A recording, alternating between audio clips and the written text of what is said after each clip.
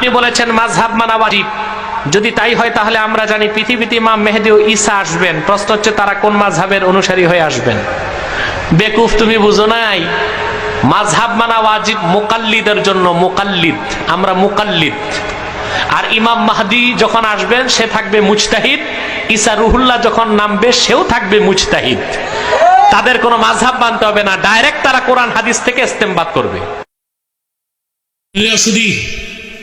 প্রশ্ন এসেছে, লামাযহাবীরা প্রশ্ন করেছে ঈসা আলাইহিস সালাম কোন মাযহাব মানবেন? প্রশ্ন। দুররে মুখতার কিতাবের মুকদ্দমা এসেছে, রাদ্দুল মুখতার ফাতোয়া শাহবীর মুকদ্দমাত আছে, ঈসা আলাইহিস সালাম কিয়ামতের আগে যখন নামবেন তিনি হানাফি মাযহাবের অনুসরণ করবেন। एकदम इन्होंने वक्त बदल दिया, जज्बात बदल दिए, जिंदगी बदल दी। एक